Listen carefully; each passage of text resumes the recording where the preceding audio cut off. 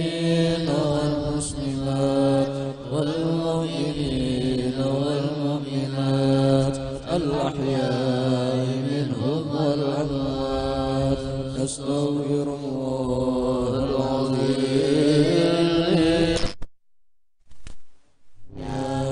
ولأصحاب الحقوق الواجبة عليها ولجميع المسلمين والمسلمات والمؤمنين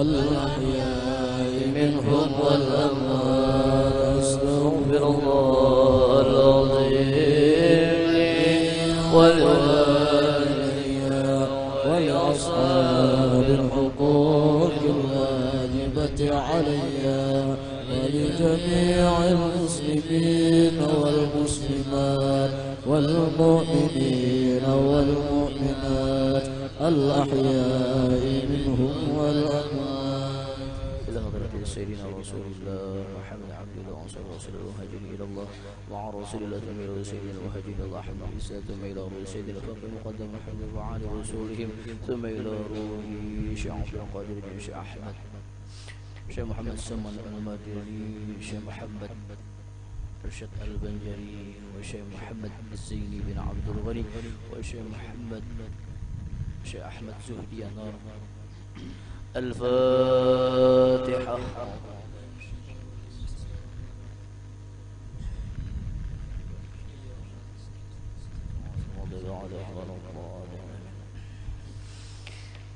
فيا أيها الرجون منه شفاعة صلوا عليه وسلموا تسليما اللهم صل وسلم وبارك عليه وعلى آله. ويا أيها المشتاقون إلى رؤية جماله صلوا عليه وسلموا تسليما اللهم صل وسلم وبارك عليه وعلى آله. ويا من يخطب صاله يقظة ومناما صلوا عليه وسلموا تسليما اللهم صل وسلم وبارك عليه وعلى الجنة ونعيمها سعد لمن يصلي ويسلم ويبارك عليه. اللهم صل وسلم وبارك عليه وعلى آله. يا رب صل على محمد أشرف بدر في الكون أشراق. يا ربي صل على محمد أشرف بدر في الكون أشراق. يا رب صل على محمد أكرم داعي يدعو إلى الحق.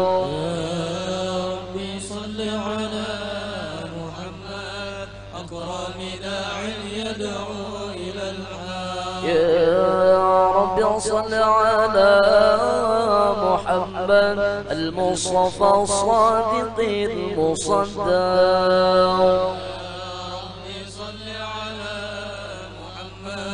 المصطفى الصادق المصدق. يا رب صل على محمد أحلى الورى منطقا وأصداق.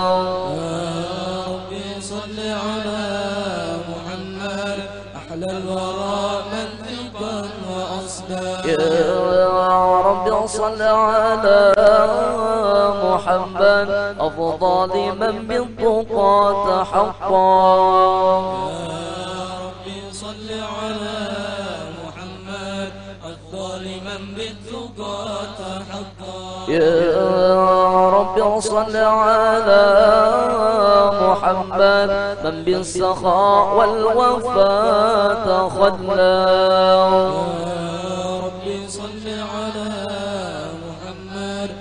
بالسخاء والوفاء تخلى يا رب صل على محمد واجمع من الشمل ما تفرق يا رب صل على محمد واجمع من الشمل ما تفرق يا رب صل على محمد واصل وسهل ما قد تعوى يا رب صل على محمد واصل وسهل ما قد تعوى يا رب صل على محمد وافتح من الخير كل مظلم صل على محمد وافتح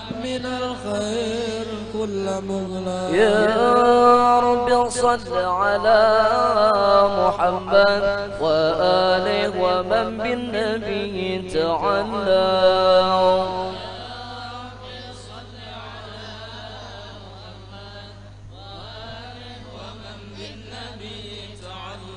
يا رب صل على محمد وآله ومن للحبيب عشاق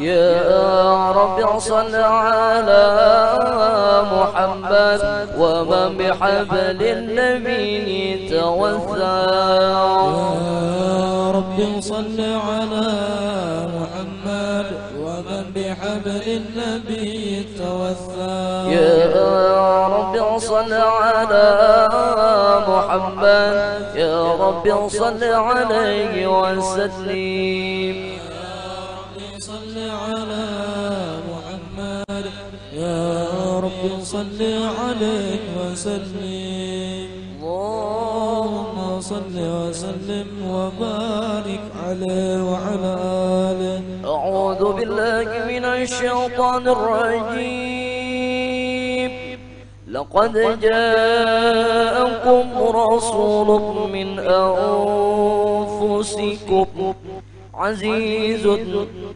عليه ما عنتم حريص عليكم بالمؤمنين رؤوف رحيم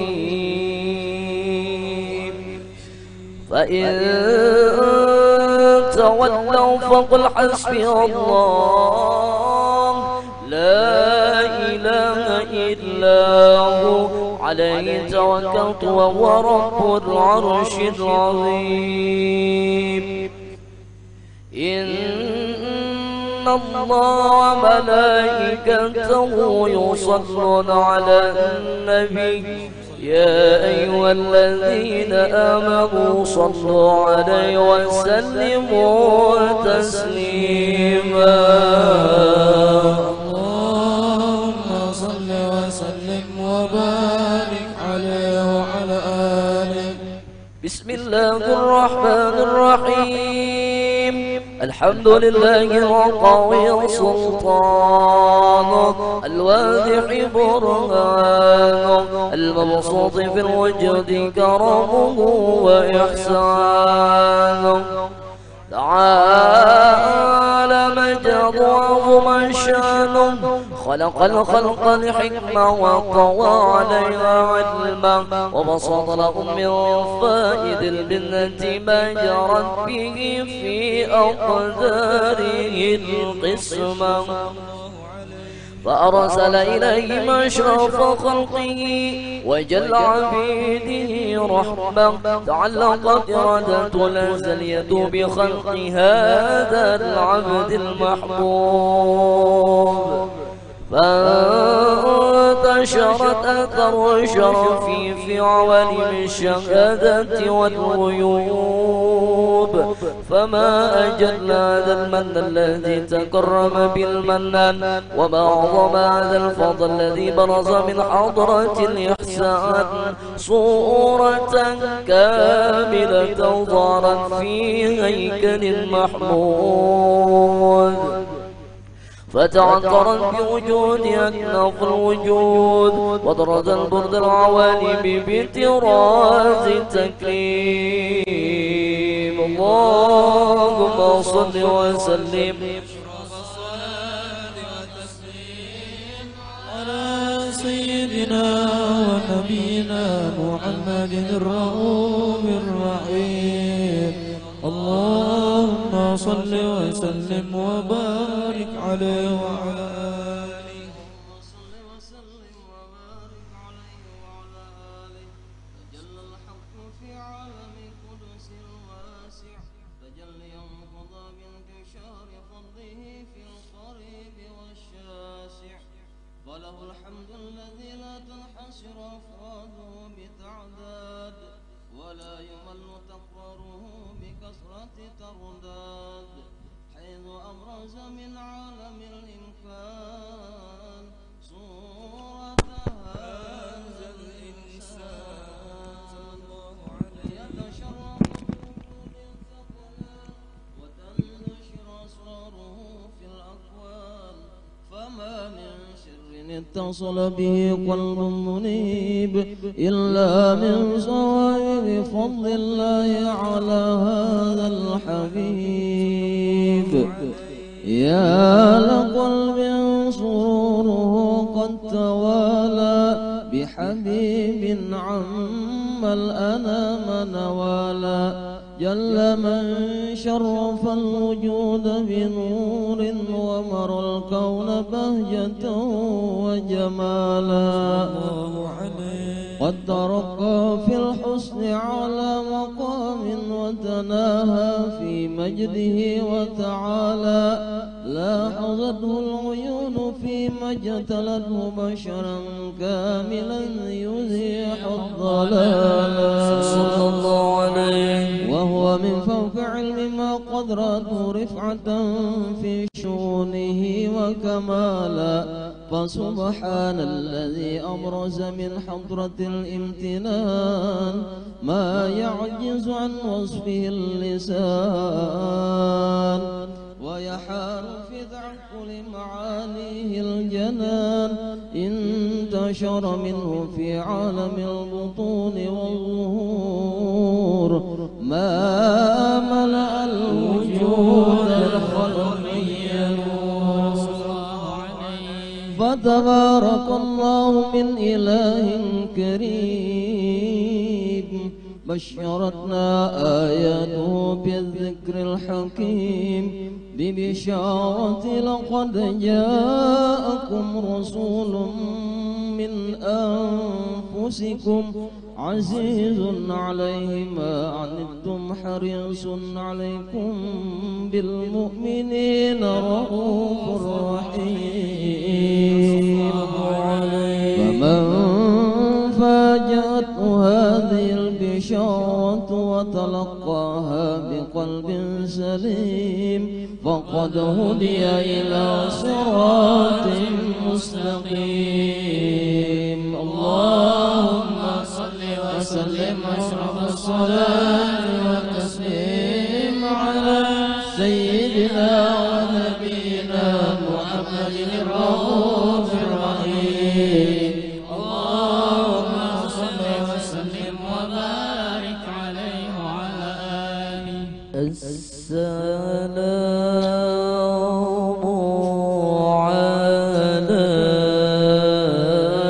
عليك زائد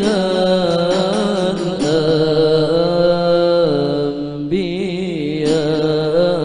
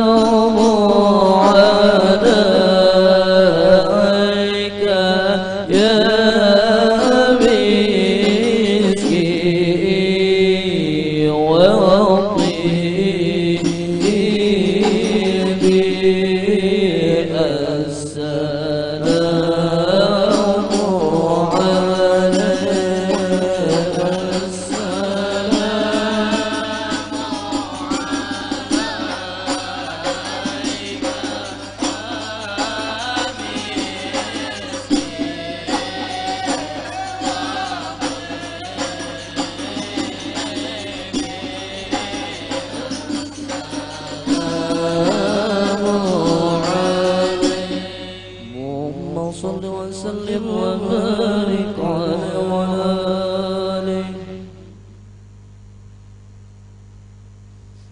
اللهم صل وسلم وبارك عليه وعلى آله.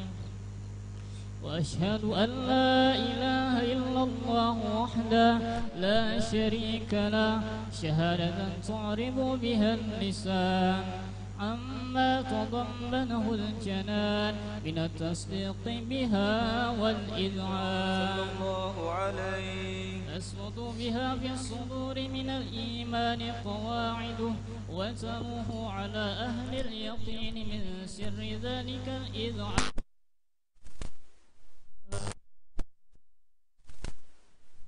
سيدنا محمدا الله الصادق في قوله وفعله والمبلغ عن الله ما أمره بتبليغه لخلقه من فرضه ونفله. عبد أرسله الله للعالمين بشيرا ونذيرا فبلغ الرسالة وأدى الأمانة وهدى الله به من الأمة بشرا كثيرا صلى الله عليه. فكان في ظلمة الجهل للمستبصرين سراجا وقمرا منيرا فما أعظمها من منة تقرب الله بها على البشر وما أوسعها من نعمة انتشر سرها في البحر والبر. صلى الله عليه. صل وسلم بأجل الصلاة وأجمعها وأزكى التحية وأوسعها على هذا العبد الذي وفى بحق العبودية وبرز فيها في خلعة الكمال وقام بحق الربوبية في مواطن الخدمة لله وأقبل عليه غاية الإقبال. صلاة يبصر بها روح صل عليه صلاة يبصر بها روح صل عليه صلاة يبصر بها روح صل عليه فينبسط في قلبه نور سر تعلقه به وحبه وينصب بها بعناية الله في حزبه وعلى آله وصحبه الذين ارتقوا صهوة المجد بقربه وتفيأوا ظلال الشرف الأصلي بوده وحبه ما أمطر الأكوان بنشر ذكراه النسيم. اللهم صل وسلم أشرف الصلاة والتسليم على سيدنا ونبينا محمد الرؤوف الرحيم. اللهم صل وسلم وبارك عليه وعلى آله. اللهم صل وسلم وبارك عليه وعلى آله. أما بعد فلما تعلقت إرادة الله في العلم القديم بظهور أسرار التخصيص للبشر الكريم بالتقديم والتكريم نفذت القدرة الباهرة بالنعمة الواسعة والمنة الغامرة فانفلقت بيدة التصوير في العالم المطلق الكبير عن جمال مشهود بالعين حاول لوصف الكمال المطلق والحسن التام والزين فتنقل ذلك الجمال الميمون في الأصلاب الكريمة والبطون فما من صلب ضمه إلا وتمت عليه من الله النعمة صلى الله عليه. فهو القمر التام الذي يتنقل في بروجه ليتشرف به موطن استقراره وموضع خروجه وقد قدت الأقدار الأزلية بما قدت وأظهرت من سر هذا النور ما أظهرت وخصصت به من خصصت، فكان مستقره في الأصلاب الفاخرة والأرحام الشريفة الطاهرة، حتى برز في عالم الشهادة بشرا لا كالبشر، ونورا حير الأفكار زهوره وبهر، فتعلقت همة الراكم لهذه الحروف بأن يركم في هذا القرطاس ما هو لديه من عجائب ذلك النور معروف.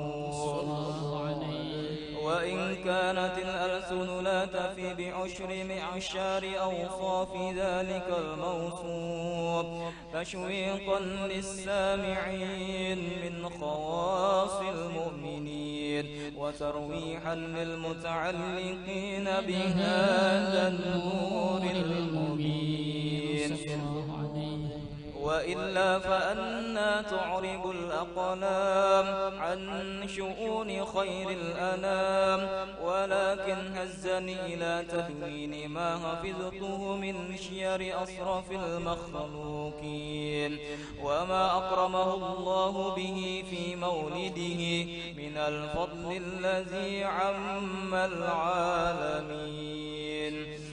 وبقيت رايته في الكون منشورة على مر الأيام والشهور والسنين، داعي التعلق بهذه الحضرة الكريمة، ولاعج التسوق إلى سماء أوصافها العظيمة، ولعل الله ينفع به المتكلم والسامع، ولعل الله ينفع به المتكلم والسامع، ولعل الله ينفع بالمتكلم والسامع، فيدخلان في شفاعة هذا النبي الشافع، ويتروحان بروح ذلك النعيم.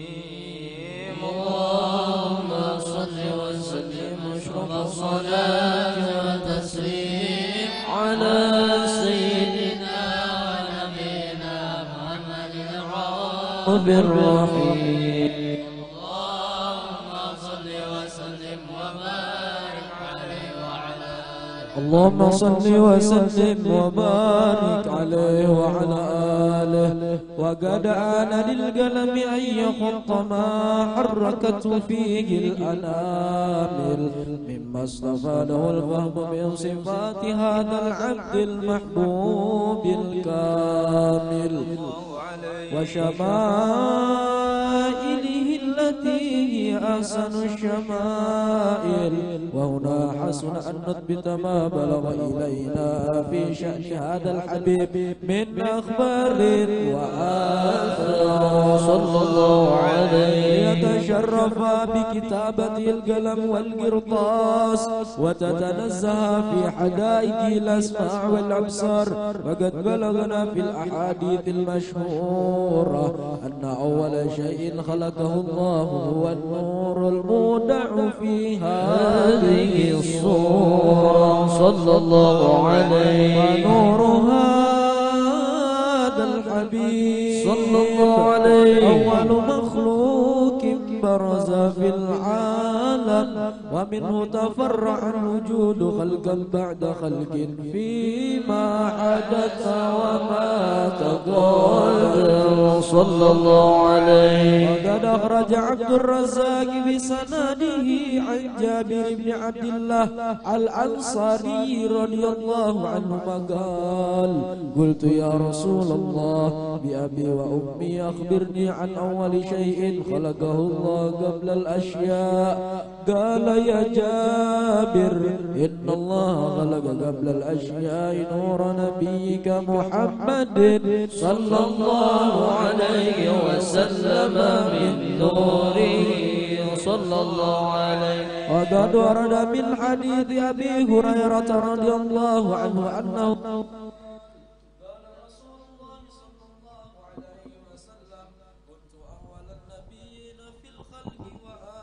أجرهم في البعث.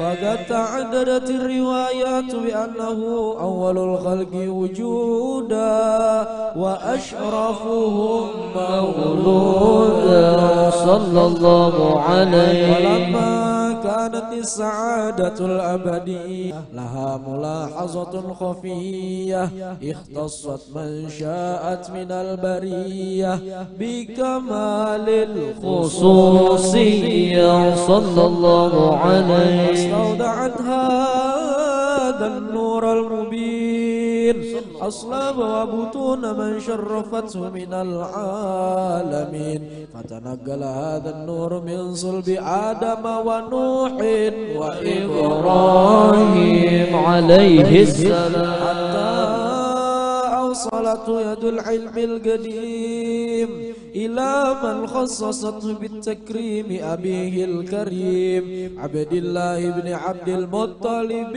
ذي القدر العظيم، وأمه التي هي في المخاوف آمنة السيدة الكريمة آمنة، فتلقى صلب عبد الله فألقاه إلى بطنها فضمته أشاؤها بمعونة الله محافظة على حق هذه الذرة وصونها صلى الله عليه، وحملته برعاية الله كما ورد عنها حملا خفيفا لا تجد له ثقلا ولا تشكو منه ألما ولا عيننا صلى الله عليه، حتى مر الشهر بعد الشهر من حمله وقرب وقت بروزه إلى عالم الشهادة لتنبسط على أهل هذا العالم فيوضات فضله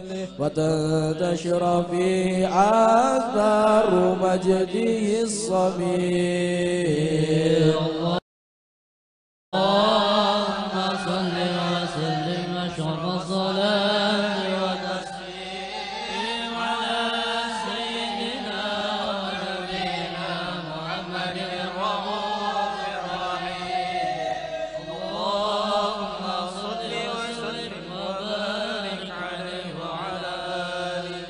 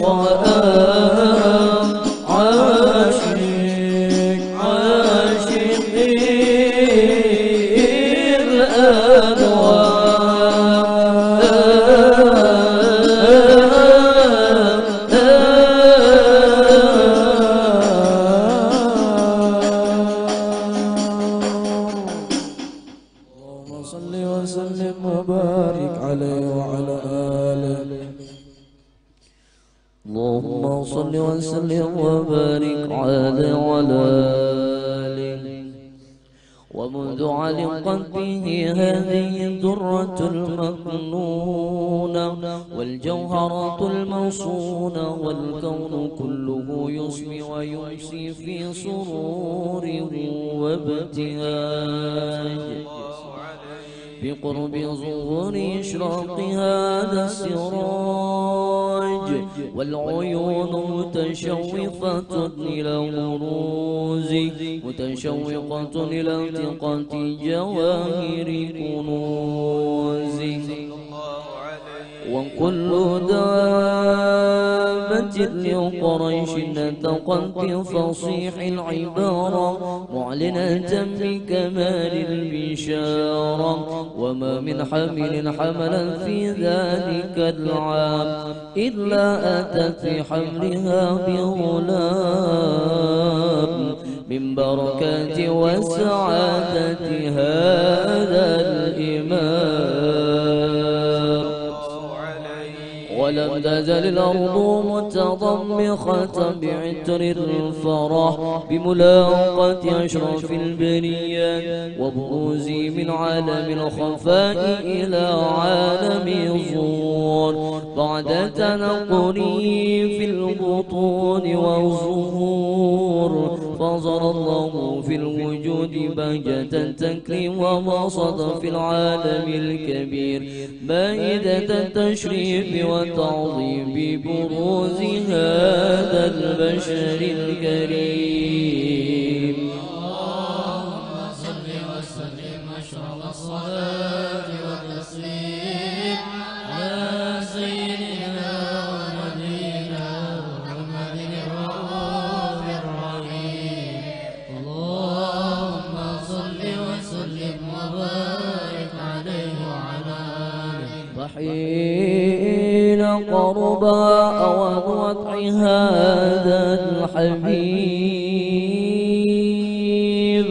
علنت السماوات والأرض ومن فيهن بالترحيب، وامطار الوجود على الوجود تتج وألسنة الملائكة بتمشي للعالمين تعجز.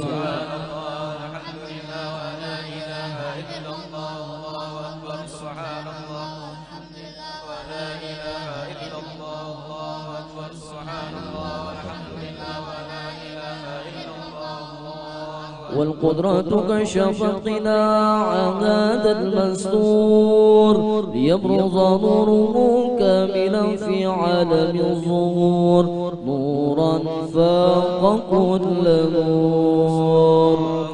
وأنفذ الحق الحكم على من أتم الله عليه النعمة من خواص الأمة أن يحضر عند وضعه أمة تأنيسا لجنابها المسعود ومشاركة لها في هذا السمات الممدود. فحضرت بتوفيق الله السيدة مريم والسيدة آسيا ومعهما من الحور العين من قسم الله له من الشرف بالقسمة الوافية. فات الوقت الذي رتب الله على حضوره وجود هذا المولود، فانفلق صبح الكمال من النور عن عمود وابرز الحميد المحمود مذعنا لله بالتعظيم والسجود. وصلى الله على محمد صلى الله عليه وسلم. صلى الله على محمد صلى الله عليه وسلم. صلى الله على محمد يا ربي صل وسلم. النبي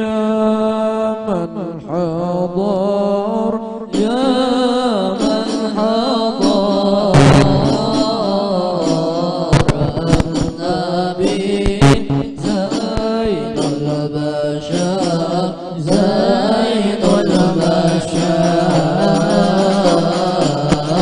من له الشجر له الشجر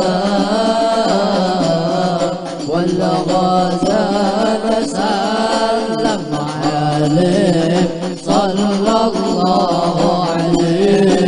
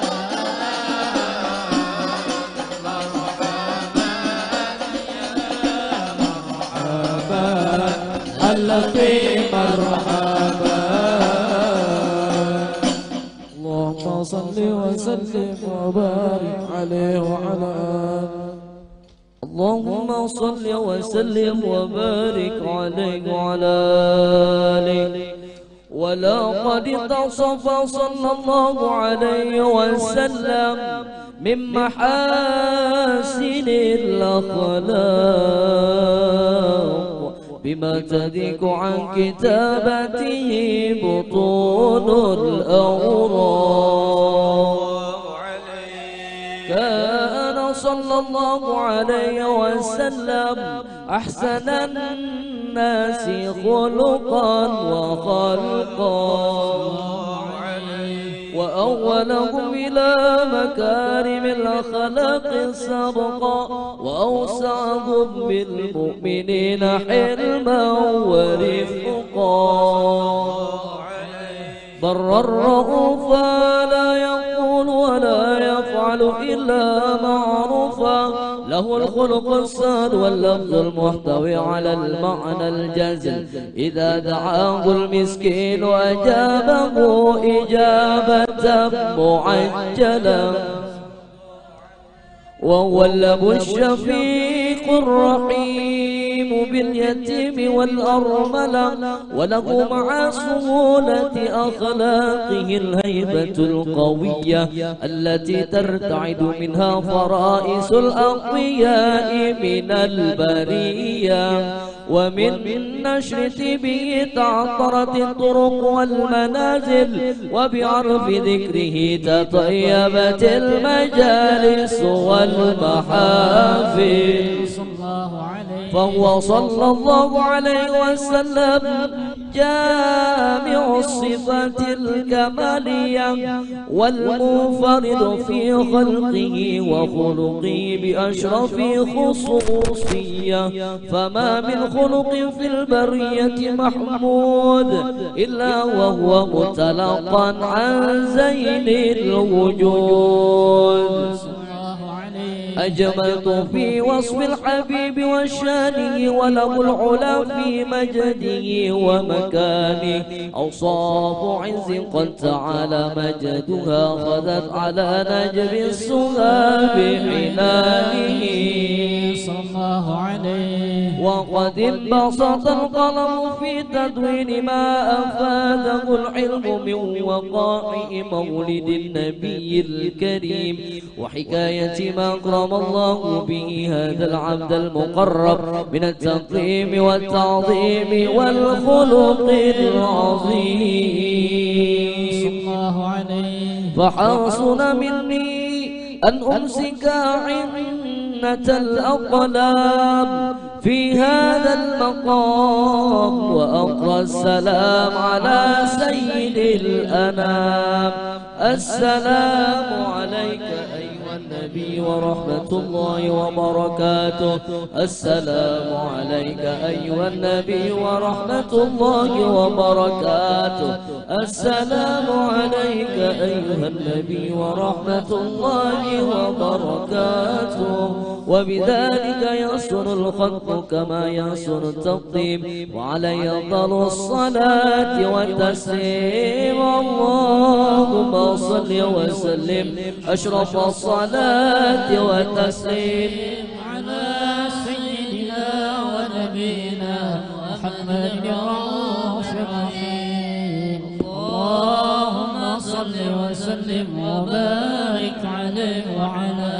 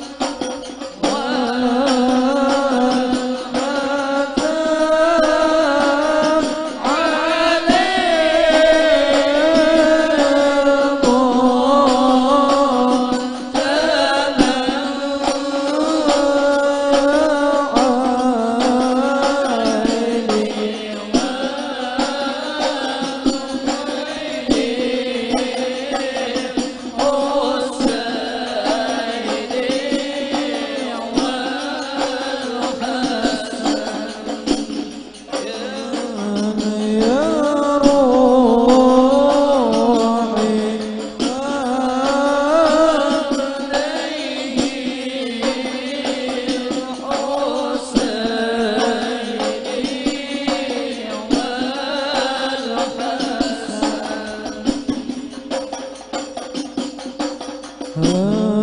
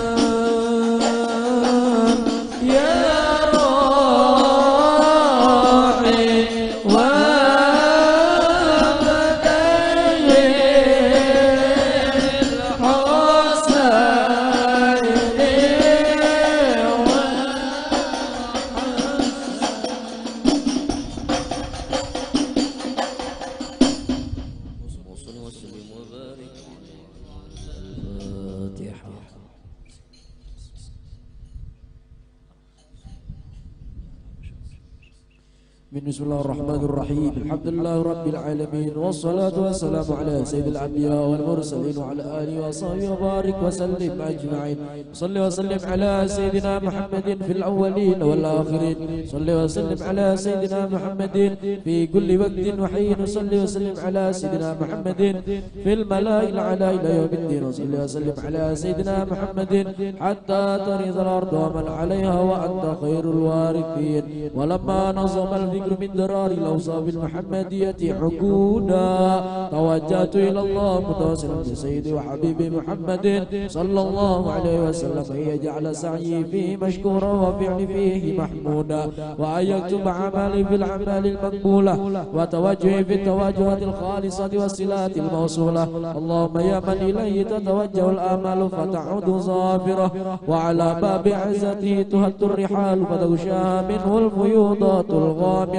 نتوجه إليك بأشرف المساجد لديك سيد المرسلين عبدك الصادق الأمين سيدنا محمد الذي العالمين، أن تصلي وتسلم على تلك الذات الكاملة مستودع أمانتك وحفيظ سرك وحامل راية دعوتك الشاملة، الأب الأكبر المحبوب لك المخصص بالشرف الأبخر في كل موطن من مواطن القرب ومظهر قاسم إمدادك في عبادك وسقيك وإرشادك لأهل ودادك سيد الكونين وأشرف الثقلين العبد المحبوب الخالص المحسوس منك بأجل الخصائص. اللهم صل وسلم عليه وعلى آله وأصحابه وآل حضرة اقترابي من أحبابه. اللهم إنا نقدم إليك جاه هذا النبي الكريم ونتوسل إليك بشرف مقامه العظيم أن تلاحظنا في حركاتنا وسكناتنا بعين عنايتك، وأن تحفظنا في جميع أطوارنا وتقلباتنا بجميل رعايتك وحسين وقايتك، وأن تبلغنا من شرف القرب إليك وإلى هذا الحبيب غاية آمالنا، وتتقبل منا ما تحركنا فيه من نياتنا وأعمالنا، وتجعلنا في حضرة هذا الحبيب من الحاضرين وفي طرائق اتباعه من السالكين، ولحقك وحقه من المؤدين ولعهدك من الحافظين. اللهم إنا لنا أطماعا برحمتك الخاصة فلا تعرضنا، وظنونا جميلة هي وسيلتنا إليك فلا تخيبنا. آمنا بك وبرسولك وما جاء به من الدين وتوجهنا به إليك مستشفعين أن تقابل المذنبا منا بالغفران، أن تقابل المذنبا منا بالغفران، أن تقابل المذنبا منا بالغفران، والمسيء بالإحسان والسائل بما سأل والمؤمل بما أمل، وأن تجعلنا ممن نصر هذا الحبيب ووازره وواله وظاهره وعما ببركته وشريف وجاد أولادنا ووالدينا وعلى قدرنا وأهلنا وجميع المسلمين والمسلمات والمؤمنين والمؤمنات في جميع الجهات، وأدم راية الدين القوي في جميع الأقدار منشورة، ومعالم الإسلام والإيمان بأهلها معمورة معنى وصورة. واكشف اللهم كربة المكروبين واقضي دين المدينين واغفر للمذنبين وتقبل توبة التائبين، وانشر رحمتك على عبادك المؤمنين أجمعين، واكفي شر المعتدين والظالمين، وابسط العدل بولاة الحق في جميع النواحي والأقدار، وأيدهم بتأييد من عندك ونصر على المعاندين من المنافقين والكفار، وجعلنا يا ربي في الحسن الحسين من جميع البلايا، وجعلنا يا ربي في الحسن الحسين من جميع البلايا، وجعلنا يا ربي في الحسن الحسين من جميع البلايا، وفي الحرز المكين من الذنوب والخطايا، وأدنا في العمل بطاعتك وصدق في خدمتك قائمين، وإذا توفيتنا فتوفنا مسلمين مؤمنين، واختم لنا منك بخير أجمعين. وصل وسلم على هذا الحبيب المحبوب ذي الأجسام والأرواح والقلوب، وصل وسلم على هذا الحبيب المحبوب ذي الأجسام والأرواح والقلوب، وصل وسلم على هذا الحبيب المحبوب للأجسام والأرواح والقلوب وعلى آله وصحبه ومن إليه منسوب. وآخر دعوانا الحمد لله رب العالمين. سبحان ربك رب العزة عما يصفون وسلام على المرسلين والحمد لله رب العالمين. الفاتحة بالقبول.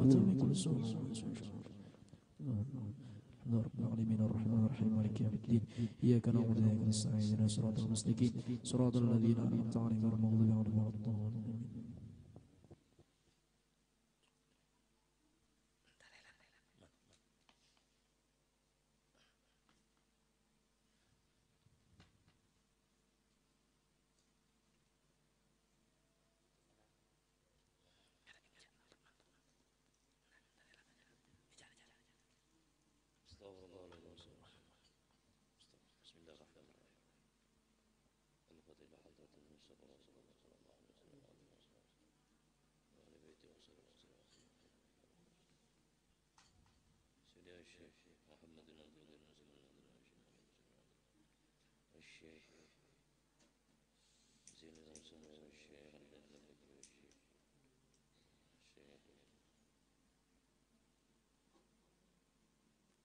الفاتحة.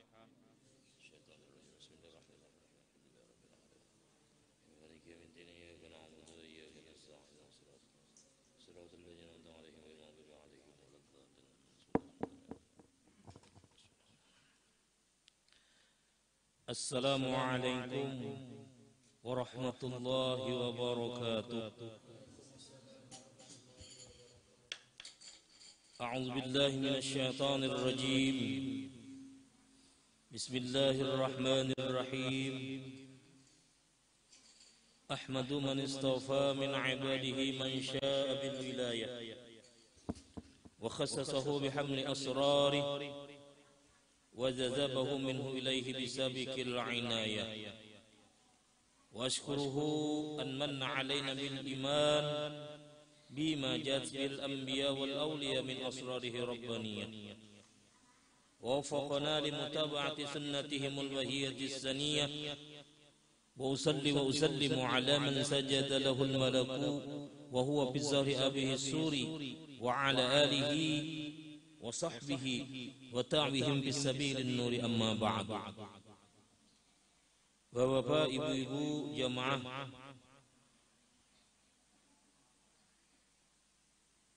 Maulidul Rasul sekaligus haul yang sama-sama dimuliakan Allah. Alhamdulillah, pertama-tama marilah kembali kita bersama-sama memanjatkan puji dan syukur kita ke hadrat Allah Subhanahu wa taala. Segala limpahan rahmat, taufik, hidayah, kudrat dan iradatnya jualah sehingga di malam hari ini kita bersama-sama dipertemukan dan dikumpulkan di rumah sahibul bait ini dalam acara pembacaan Maulid Simtud Dorar sekaligus acara haul pun pembacaan manaqib Syekh Samman Al-Madani. Mudah-mudahan amaliyah-amaliyah yang kita laksanakan dan ta'limnya nanti selalu mendatangkan barakah, rahmat dan maghfirah dari Allah Subhanahu wa taala, diganjar dengan pahala yang berlipat ganda. Amin, amin, amin ya rabbal alamin. Salawat serta salam pun mudah-mudahan selalu tercurah dan terpasrah ke hadirat junjungan kita Nabi besar Muhammad sallallahu alaihi wasallam beserta para keluarga, para sahabat serta pengikut jejak langkah beliau ila yaumil jaza nanti. Jamaah sekalian yang sama-sama dimuliakan Allah.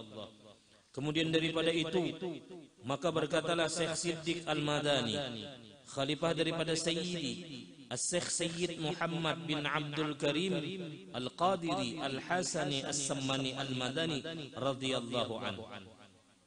Hai segala saudaraku, manakala aku dengar dan aku lihat akan riwayat-riwayat daripada guruku, daripada hadisnya Nabi kita Muhammad sallallahu alaihi wa alihi wasallam, inda dzikri auliya tanzilur rahmah, bermula pada ketika dibaca manaqib aulia Allah itu diturunkan oleh Allah Subhanahu wa taala beberapa rahmat. atas orang yang membaca dan orang yang hadir mendengarkannya, serta diiktikadkannya dengan yakin hatinya bahwasanya orang itu betul-betul waliullah. Jadi mudah-mudahan berkat pian sebaratan sudah baca Maulid Simtuk Durar, kita sama-sama baca manaqib Syekh Saman Al-Madani.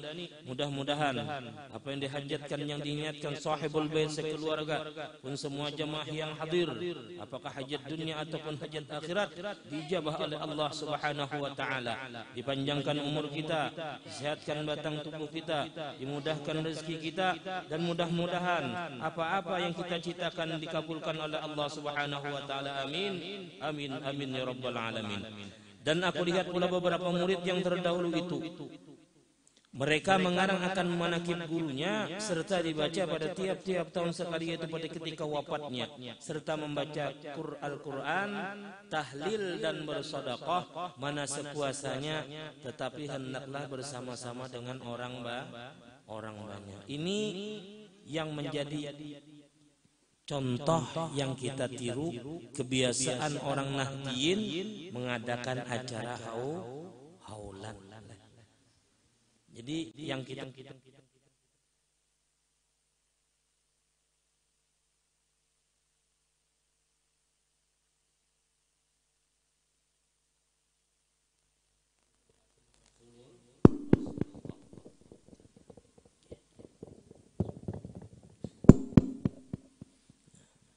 di sini disebutkan dibaca setiap tahun pada haulnya. Haul Syekh Saman, haul beliau 2 Zulhijjah kemarin, ini kan sudah Muharram. Haul Sidin di akhir tahun 1441 Hijriah tadi 2 Zulhijjah.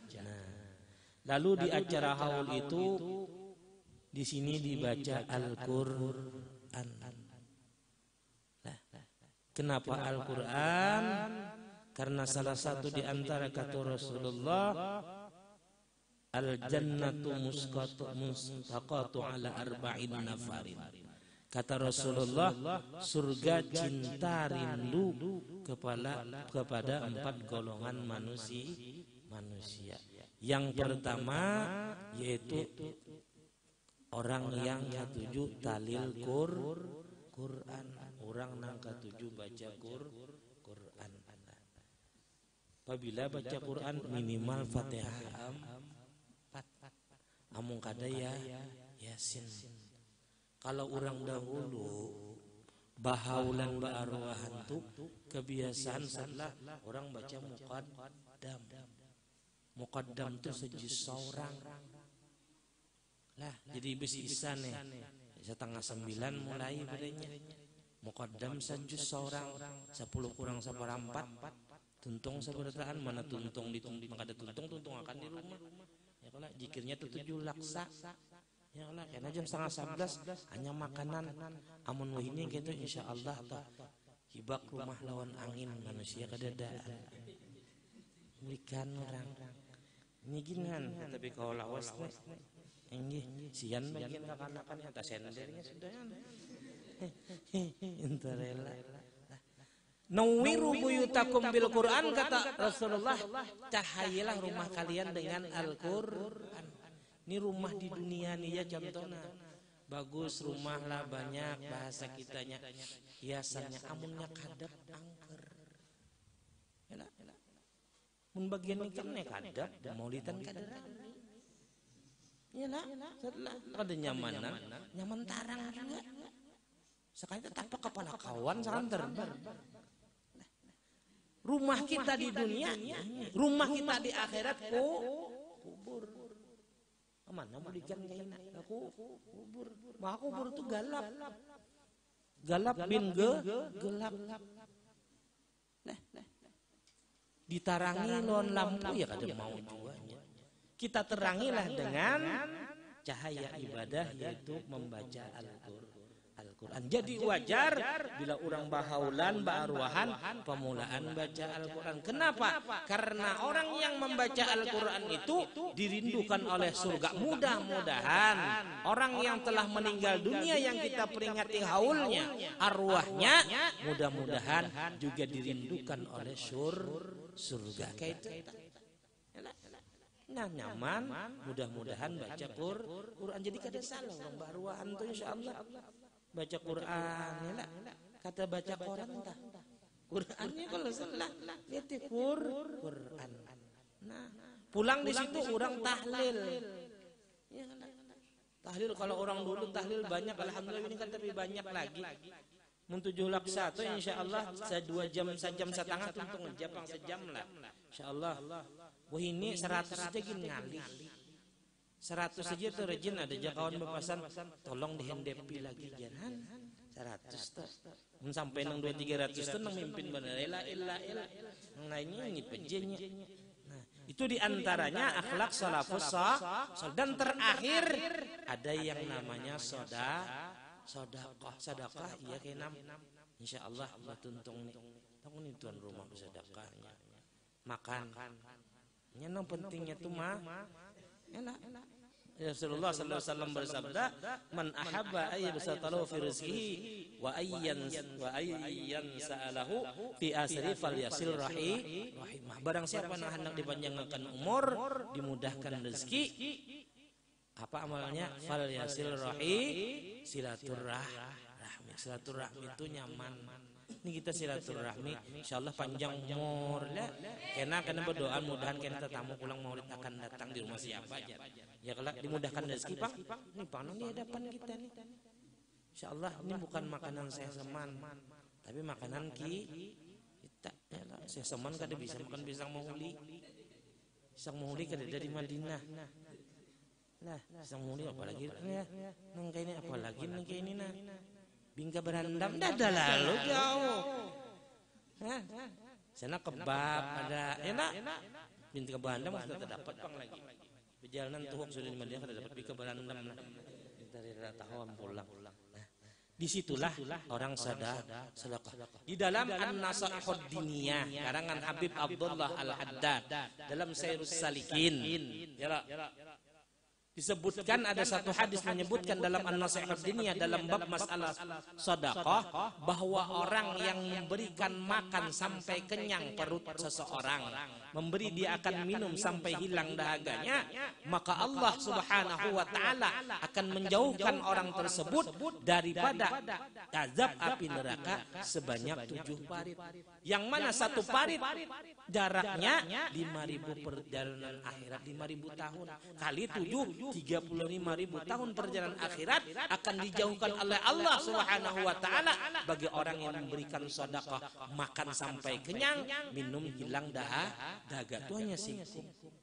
Kali nang hadir kali 35.000 ambil yang kalkulator situ pada miskin. Nah, bayangkan itu Rasulullah mengadakan fadilat kelebihan orang yang bersedekah. Di dalam sedekah itu ada sebagai obat. Sedekah itu memanjangkan umur. Dalam sedekah itu nanti berjanji akan membawa orang yang bersedekah melewati siratal mustaqim seperti kalbar, seperti kilat yang menyambar. Hendak lewat siratal mustaqim, banyaki sedekah. Siratal mustaqim itu halus. Rambut di orang tua bahari, ini kan ada lagi pang kisah. Orang bahari tak ada Ustaz nih. Rambut tuh dibelah 7 dijalani, landap pada pedang. Ini tahu kan Doraemon, Pinipin, kita ya tahu nih. Udah tahu siratal mustaqim, menjembatan Barito tahunya. Yalah. Nang menyelamatkan satu di antaranya dan menyeberangkan itu adalah orang yang suka bersedekah. Jadi apa yang digawe oleh salafus salih itu kada bertentangan dengan Al-Qur'an dan hadis. Maka tatkala aku dengar yang demikian itu, riwayat yang disebut itu, maka sukalah hati mendengar yang seperti demikian itu atas sekedar pahamku yang bebal ini, serta aku himpunkan angkat setengah karamat guruku, yaitu Sayyidi As-Syekh Sayyid Muhammad Saman radhiyallahu an.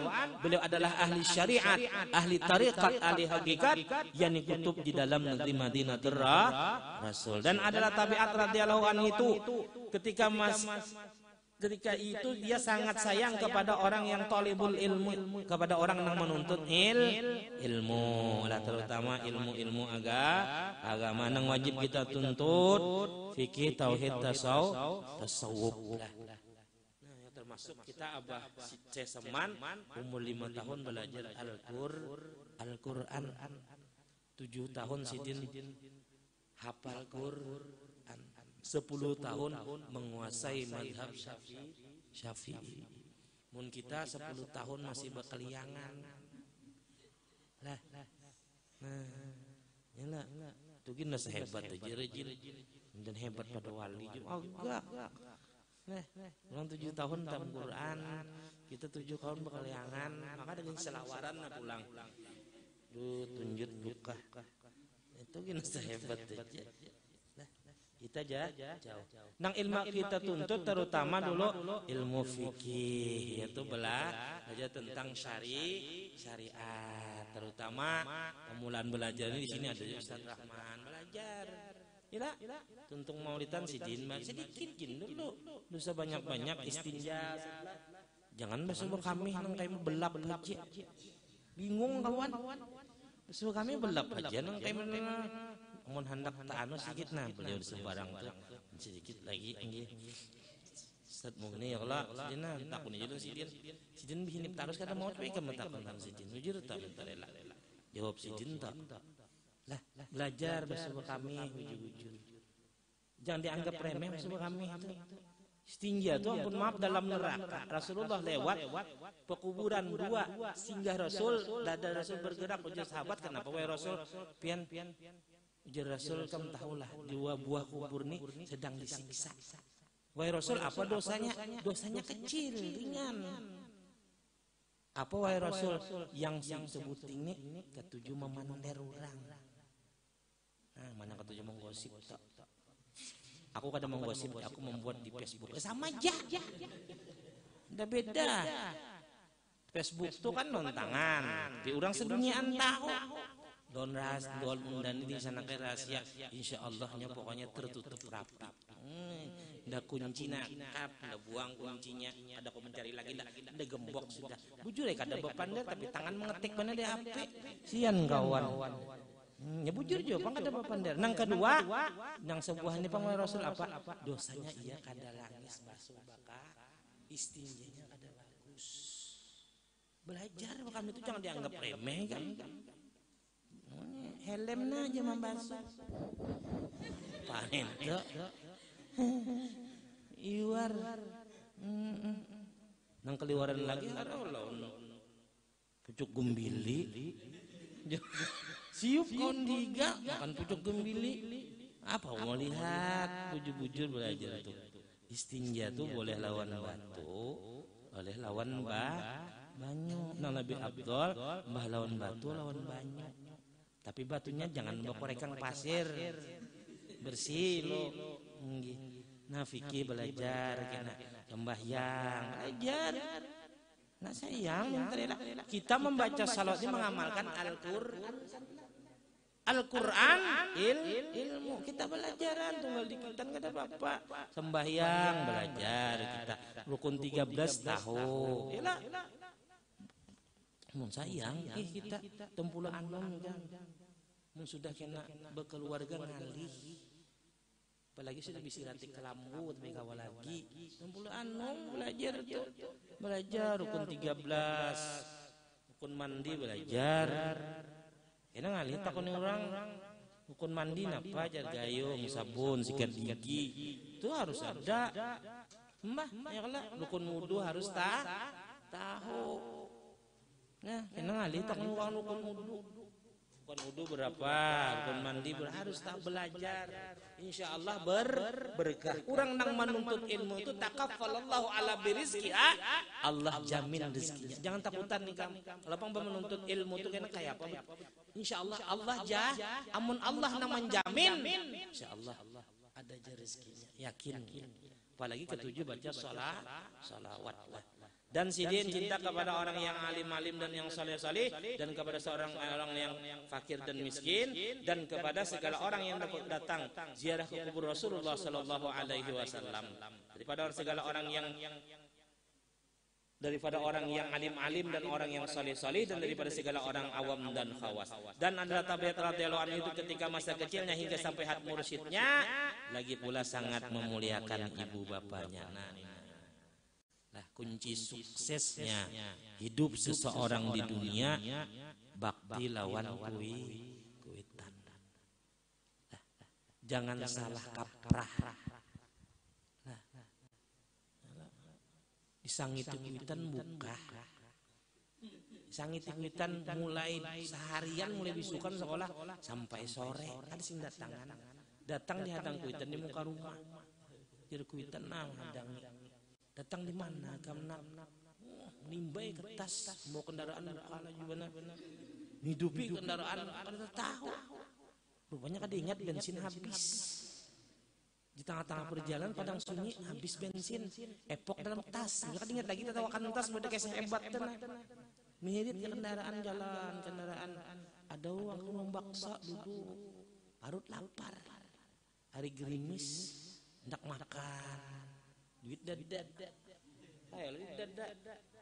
makan kada, melihat teman bakso itu kanakan kelaparan binanya, parak kesidin, lapar kanak kesidin inggi, makan kasih sidin, kada aja, jujur, ini makan kasih sidin, dah aja nya, dimaksud teman bakso makan bakso sekalinya inggi, cuma ulun kada berduit teman lalu emang makan bari sidin bakso. Nangkap lawan pentol-pentolnya, menunya TS pulang. Parut lapar habis. Bismillah kada. Habis dong kuah-kuahnya untuk mangkuk enggak ditaguknya. Tuntung makan menangis banyon mata pamannya. Piannya orang terbaik nomor satu di dunia. Bah, kanyang parut sudah. Jeneng paman bagaimana? Kada nak kayak sih. Paman hanya sekali memberi kamu makan, jadi kamu orang paling nang kamu cintai. Tu mama abai kamu nang lemparut tu sampai gonol mau ongkosi. Yang ada pernah sayang. Sekali aja kuitan salah liwar. Padahal kendaraan sidin, bensin duit sidin, tas yang dipakai duit sidin, baju sidin nukarakan, itu agak benar. Jangan gaduh ulun mainnya. Mah. Itu cukup timbai ke sumur tapi ngan. Waktina bakti lawan kuitan. Jangan al jannatu tahta min aqdamil ummahat. Surga itu di bawah telapak kaki abah guru tuh sudah tua, sudah berumur sidin di kiau orang ada acara udah cin apa? Aku minta izin lawan mamaku dulu. Bila mamaku mengizinkan aku berangkat, bila mamukanku kada. Ini kita ya Allah. Di sini kan dadah bang. Nah, daun kuitannya Allah turun. Dadah mama, jangan bersalaman pulang model gaya 2025 di dahi aja mandang. Di dahi. Salaman tuh lawan dicium. Tuh cium tuh bau tangan kuitan tuh nang betetap pasta. Bau nang mano iwaknya iwak tuh nang dicium. Rasakan kayak apa pengorbanan orang tua ikan tuh. Kada kegampangan kuitan mongkosi kita ikam beribadah rajin umrah ribuan kali haji kada kehitungan kam bersedekah ratusan ribu jutaan per hari kam sembahyang ribuan rakaat sekali aja ikam menyakiti hati mama ikam jangan harga surga itu akan mendekati kita apalagi nang tiap hari. Nah, jadi bakti lawan kuitan mudah-mudahan doakan mereka. Rabbi firli wali walidayya warhamhuma kama rabbayani saghira. Minimal sembah-sembah yang 5 kali insya Allah rutin itu je orang bahari manakan termasuk amalan mandak sugih ya tapi ngali nak sugih itu bacanya tuh nabung 2 juta sehari lakas sugih dan sidin lagi pula mengakalkan musyahadatul wujud muraqabah dan ibadah dan ia meninggalkan daripada adatnya menggunakan hawa nafsunya hingga daripada yang halal sekalipun lah. Jadi makanan orang aulia itu makannya sedikit, minum sedikit, tidurnya sedikit, bicaranya sedikit, bergaulnya sedikit, banyak ibadah kepada Allah Subhanahu wa taala. Apabila diberi bantal oleh orang tuanya ketika masa kecil pada tidur waktu tidurnya maka keluh kesah ia seperti orang yang sakit. Kada tapi kau guring nyanyi.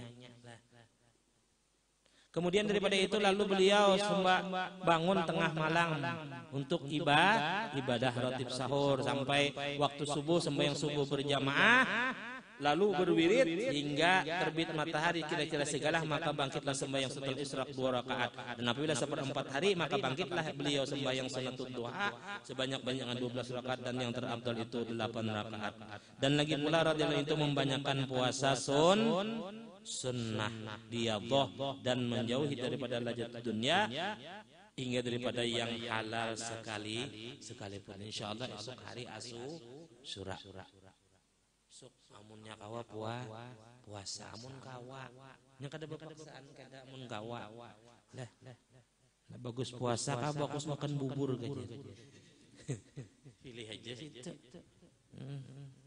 puasanya esok puasa asar pahalanya gana lebih daripada 10.000 pahala haji. Kadang-kadang kan pulang haji. Cuma jangan bolang. Timbul bolang aja apabila pulang aja. Tadi pang puasa sudah aja. Ya. Nah, sok puasa lah. Dan ada satu amalan mohon mengamalkan mudah-mudahan kawa barang siapa yang membaca surah Al-Ikhlas 10.000 kali hari esok tidak akan dimatikan oleh Allah Subhanahu wa taala sebelum dia melihat tempatnya di dalam surganya Allah di akhirat. 10.000 siapa dah? Ya Allah, main game nih 2 jam setengah.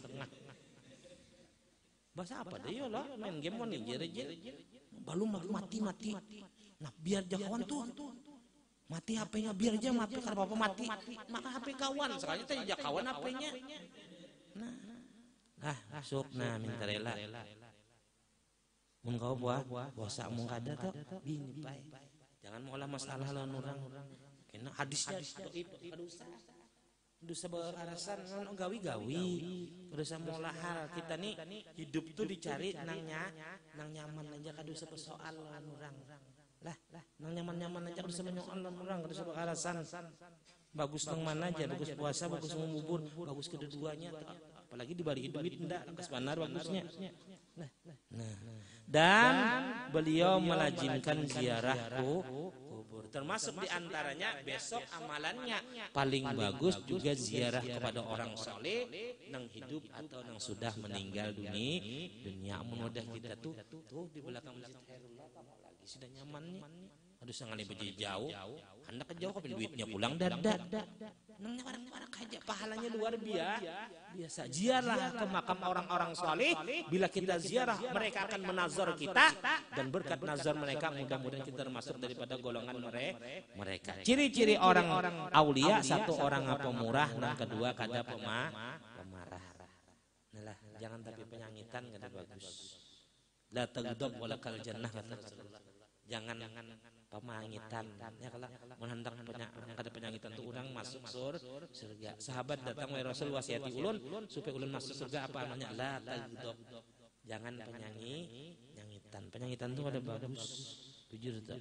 Tinggi darah karena penyangitan tuh ngalih. Maka orang penyangitan itu rezeki kita tapi mau datang. Kawan datang sudah hendak menunjuki duit. Kuciak bulik kena aja madang tenang ngalih. Kedua pemurah lah. Pemurah itu pemberian.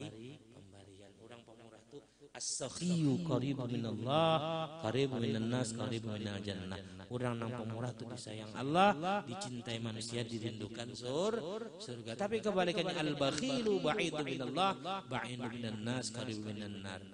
Orang nang engken, pelit itu Allah kada ketujuh, manusia kada nang ketujuh sukanya, dan nang ketujuh cuma neraka lah. Nah, karamat sidin banyak. Satu di antaranya karamat sidin, bila di antaranya ujar sidin ada orang nang hendak bahasa kita melahirkan. Lalu dibacakan tawasul kepada Syekh Saman, hingga dengan berkat karamat Tuhan Syekh Saman jadilah perempuan itu melahirkan dengan selamat. Dan lagi diantaranya karamat sidin, bila kita ada hajat dunia atau hajat akhirat, mendapat kesukaran, tawajjahlah hati kita kepada Allah Subhanahu wa taala, bacalah Fatihah, hadikan kepada Rasulullah dan kepada Syekh Saman Al-Madani dengan syarat dimulai dengan ya Allah, ya Saman, ya Saman, ya Saman, ya Saman. Mudah-mudahan apa nang masalah nang ada pada kita mudah-mudahan dilepaskan oleh Allah Subhanahu wa taala.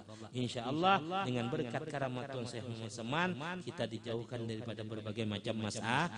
Mudah-mudahan kita sebentar di sini Allah selalu berikan taufik hidayah kepada kita untuk selalu menuntut ilmu agama, dan mudah-mudahan Allah kuatkan kita dalam beribadah, melaksanakan syariat perintah Allah dan sunnah-sunnah Rasul. Dan mudah-mudahan kita yang hadir di sini dipanjangkan umur oleh Allah, dimudahkan rezeki, dikabulkan hajat, dosa-dosa diampuni zahir batin, dan mudah-mudahan kedua orang tua kita, keluarga kita, jentangga kita Rasulullah pun juga diampuni oleh Allah, dan dikumpulkan kita berataan dalam surganya Allah bersama Rasulullah, bersama keluarga beliau, bersama para anbiya, para aulia, syuhada, dan umat Nabi kita Muhammad sallallahu alaihi wasallam. Amin. Amin ya rabbal alamin. Banyak ampun, maaf, tahalal minta ridha. Ini saya perlu sampaikan, mudah-mudahan apa yang sampaikan ada manfaat khususnya kepada pribadi ulun pun kepada kita berataan, dan mudah-mudahan kita nang di sini hadir, mudah-mudahan kita semua tidak dimatikan sebelum bisa ziarah ke makam beliau, yaitu di Madinah, di Baqi, dekat dengan pekuburan istri Rasulullah, dekat dengan Masjid Nabawi, kuburnya Rasulullah sallallahu alaihi wasallam, baik melaksanakan ibadah haji ataupun ibadah umrah. Akhirul kalam, assalamualaikum warahmatullahi wabarakatuh.